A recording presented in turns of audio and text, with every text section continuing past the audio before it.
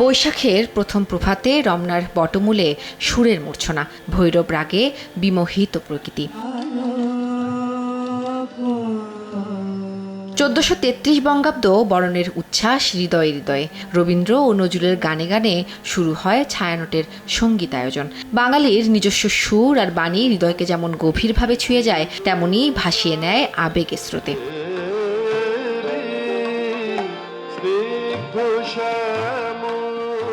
এবার রমনার বটমূলে পরিবেশিত হয় মোট 22টি গান। প্রায় 200 শিল্পীর সম্মিলিত পরিবেশনায় সুরেলা ও ভাবগভীর এই আয়োজন পায় ভিন্ন মাত্রা।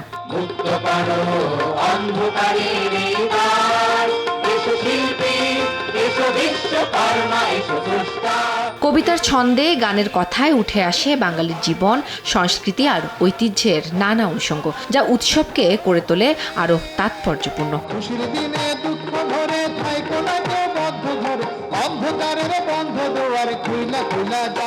এই উৎসবের শক্তি বাঙালিকে আলোকিত করে এবং অনুপ্রাণিত করে শেকড়ের টানে ফেরত যেতে। তাই এই নতুন বছরে সবার প্রত্যাশা সকল অন্ধকারকে পেছনে ফেলে আলোকিত হবে বাংলাদেশ। দুঃখ গ্লানি ঘুচিয়ে নব আশায় বর্ষবরণের আয়োজনে রমনার বটমূলে জনসাধারণের সরব উপস্থিতি। জীবন এবং জীবিকার সন্ধানে তাদের কাছে পহেলা বৈশাখ কেবল সাংস্কৃতিক অনুষ্ঠান নয়, শেকড়ে ফেরার আবেগঘন এক উপলক্ষ।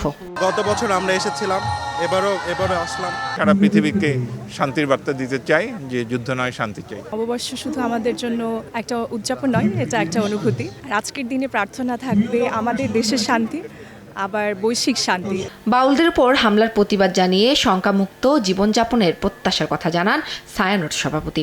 আমরা যেন নির্ভয়ে গান গাইতে পারি, সংস্কৃতি সকল প্রকাশ যেন নির্বিঘ্ন।